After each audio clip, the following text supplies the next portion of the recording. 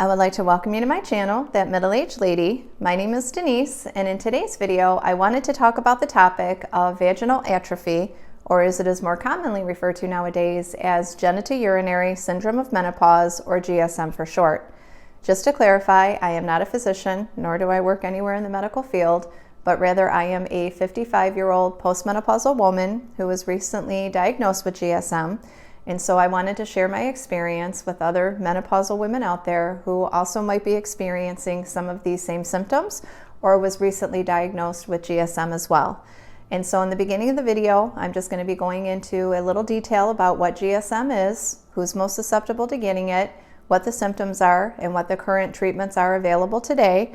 And then I will be giving just a little detail of how I was diagnosed with this condition and then the treatment that I was prescribed, which is the Vagifem 10 milligram tablets. So I'll just be showing you what that looks like, telling you how it's directed to be used, and giving you a little bit of detail about that. Vaginal atrophy, or Genitourinary Syndrome of Menopause, GSM for short, is a condition that causes the lining inside of the vagina to become dry, thin, and inflamed.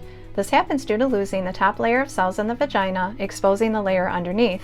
This then makes the lining more susceptible to inflammation and infection, including UTIs and yeast infections. This condition occurs most commonly in postmenopausal women when their estrogen levels significantly decrease. Estrogen levels are responsible for helping the tissue to stay lubricated and elastic, but it can also occur in women who have had their ovaries removed, are breastfeeding, or going through certain medical or cancer treatments. Although previously referred to as vaginal atrophy, meaning to waste away or begin to thin, physicians now prefer to use the term Genitourinary Syndrome of Menopause, or GSM, due to it affecting the whole pelvic area, including the urinary tract, rather than just the vagina.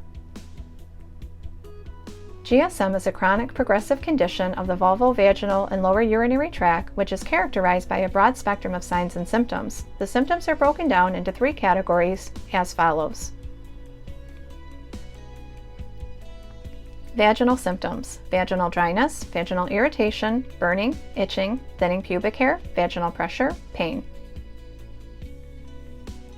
Sexual symptoms: painful intercourse, decreased lubrication, bleeding after sexual activity, decreased libido or sex drive, unusual discharge, itching around the external genitals. An interesting fact is that sexual intercourse can actually help or even prevent GSM. This is because sexual stimulation increases the blood flow to your vagina, making the tissue more elastic. Urinary symptoms: painful urination, urinary urgency, urinary incontinence, recurring UTIs, blood, either visible or microscopic, in the urine. It is estimated that approximately 50% of all postmenopausal women will experience Genitourinary Syndrome of Menopause, with some estimates being as high as 75%, but only half of those women will seek medical attention for this condition. Doctors believe this is due to some women just chalking these symptoms up to the natural process of menopause and aging, while other women are embarrassed to bring up some of these symptoms to their doctors and just choose to live with them instead. Your doctor will be able to diagnose this condition through listening to your symptoms and doing a pelvic exam to look for any changes. They may also do a urine test to see if it shows any blood or bacteria in your urine, and/or a pH test to see if your pH levels are high, since this can result in the overgrowth of bad bacteria. A pap smear may also pick up changes in the cells as well. Treatment for GSM can consist of non-hormonal therapies such as lubricants and moisturizers, but the gold standard is usually some type of vaginal estrogen replacement therapy. Localized vaginal hormonal therapy is different than oral hormone replacement therapy, HRT, in the sense that it is inserted into the vagina rather than taken orally. The benefits to this is that it can specifically target the area needed, and very little estrogen is absorbed into the bloodstream, therefore making it relatively safe to use. The different forms of vaginal therapy used are creams, applied directly into the vagina and used daily for 2 weeks, then 1 to 3 times a week after that. Vaginal ring, a soft silicone ring placed inside the vagina that slowly releases estrogen, of which needs to be replaced every 3 months. Tablets, a pill that is placed inside the vagina using a preloaded applicator, of which is used daily for 2 weeks, then twice a week after that. The benefits of using a vaginal estrogen product includes restoring vaginal tissue to a healthier state by thickening the vaginal tissue, increasing blood flow to the area. This can also help to increase vaginal moisture, therefore making sexual intercourse less painful. It can also help maintain a healthy level of pH, help to strengthen the urinary tract tissue, and help trigger the production of the body's natural antimicrobial proteins in the bladder, or in other words, increase the good bacteria in order to help prevent future UTIs from recurring. Women using either method usually notice results after several weeks. From there, treatment will depend on how long you feel comfortable using the vaginal estrogen replacement therapy and how well you responded to the treatment.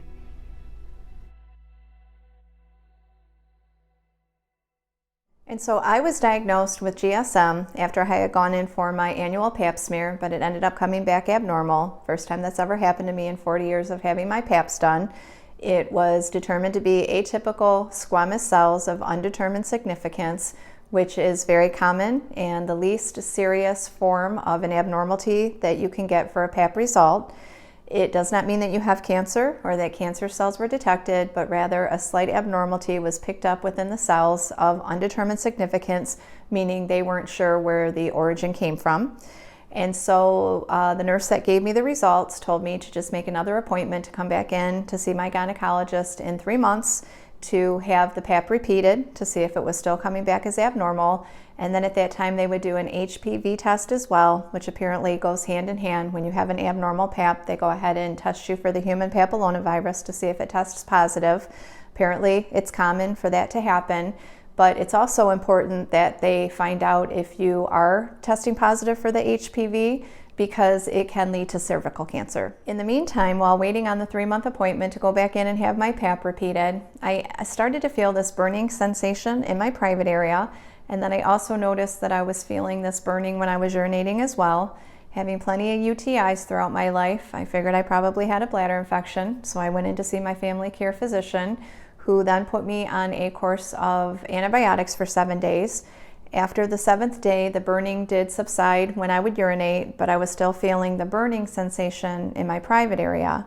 And so being concerned because the antibiotics did nothing to touch it, coupled with the fact that I did have this abnormal pap come back, I started to get a little concerned that something more serious might be going on. And so I made an appointment with my gynecologist rather than waiting that 3 months to go back in and see him. And after hearing my symptoms and doing a pelvic exam, that is when he determined that I had the Genitourinary Syndrome of Menopause. He decided that the best course of treatment for me would be the Vagifem 10 milligram tablets, of which is an estrogen hormone replacement therapy that comes in the form of a tablet that is inserted into the vagina. And so I was prescribed the generic version of that, which is the estradiol vaginal inserts, and this is what the box looks like. And so basically all it is a little white tablet that is pre-inserted into a disposable applicator, and that is what that looks like. So it's basically just this long white tube. Pretty much the same thing as like when you would insert a tablet when you have a yeast infection, except that you can get over the counter, and this is only available through prescription. And so the little white pill is pre-inserted into the opening. You can't see it or touch it for sanitary reasons. And then on the other end of it is this little plunger that you would just push in. You would hear a little click, and then that's how you know that the tablet was inserted into the vagina. And so when you go to use it, you would want to make sure that the plunger's facing up when you go to pop it out of the back foil. And then that way when you go to pull it out, you're going to be touching the plunger rather than the tip of it that's going to be inserted into the vagina.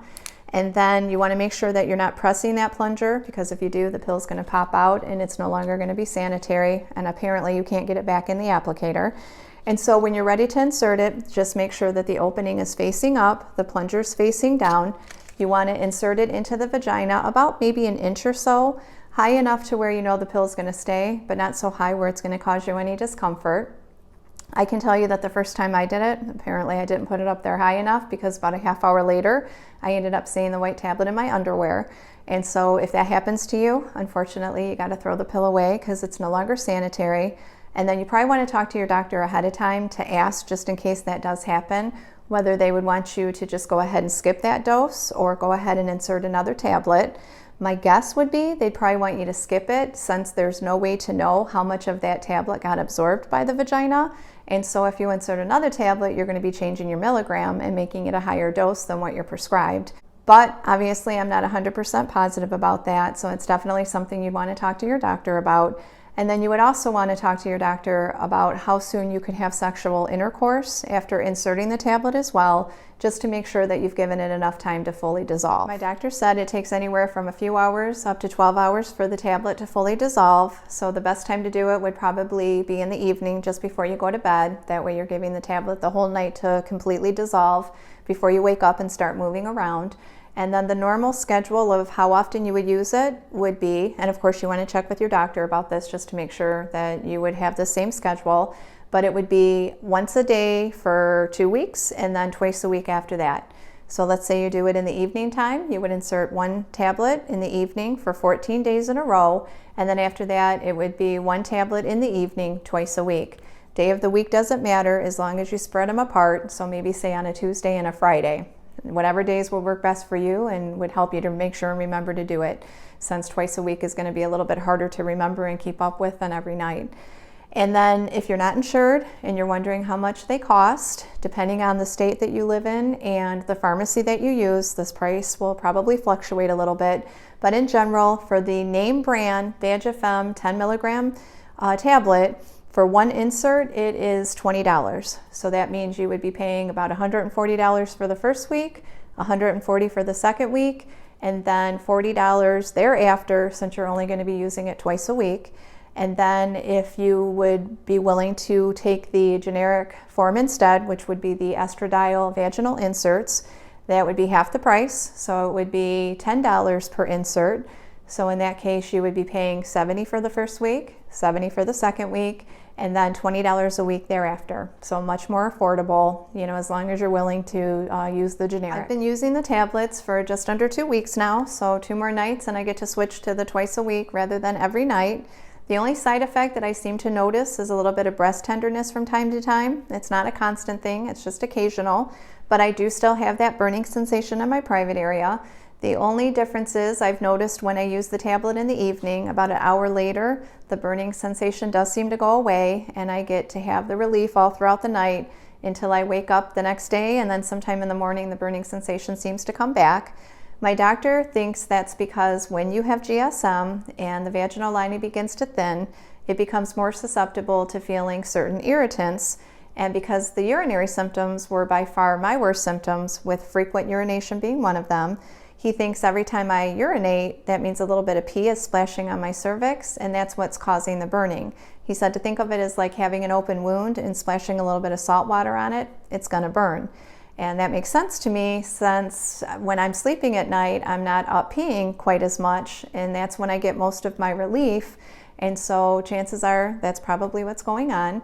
He seems to think that once I've been on this for the 3 months and my vaginal lining has a chance to restore itself and build itself back up, that hopefully I won't feel that burning anymore. And I certainly hope he's right, but obviously only time will tell. He also said that when I go back after those 3 months to have my cervix checked again to see if it looks like it's getting any better and to see how my symptoms are, that I will have the choice of whether I want to continue on with the Vagifem tablets or if I want to take a break. He said if I choose to take a break and the symptoms start to come back, that I can always ask to be put back on it again. So that's nice to know that, it's kind of left up to us what we feel comfortable doing. According to everything I've read, I have done a lot of research on this, and everything I've been told, this seems to be a very safe product to use, in the sense that normal hormone replacement therapy is a pill that you swallow, and so it goes all throughout your system, including completely into your bloodstream, whereas this is just a pill that is inserted into the vagina, so it's targeted specifically just to that area, and supposedly very little of it actually makes it into the bloodstream. My doctor said that people need to be very careful when reading black warning labels because they're talking about a very, very small percentage of people. And he thinks it's silly to suffer with symptoms of something because you're afraid to take the product that is designed to fix it based on 1% of 100% of people. And so in my case, I'm going to go ahead and take it for the 3 months. I'm going to see where I'm at after that. Because it's a progressive condition, then I'm afraid that if I choose to do nothing, it's only going to continue to get worse. And because the urinary symptoms are my worst symptoms, that means I'll probably start to get more bladder infections. And I definitely would rather take this product and take my chance than have to constantly end up with a bladder infection. And so I will be back in 3 months to do an update to this video to let you know where I'm at, whether or not it seemed to have helped to restore the lining of the vagina, and whether or not I finally have relief from that burning sensation. But if you have any questions, please feel free to leave them. I'll be happy to answer anything that I can. And then I would love to hear you leave a comment if you have been suffering any of these symptoms or have also been diagnosed with GSM. And I'm sure other people would like to read the comments as well, just to have that little bit of camaraderie with each other and kind of supporting each other and sharing our different stories. And so I just want to thank you so much again, and I'll look forward to seeing you for that update video in about 3 months.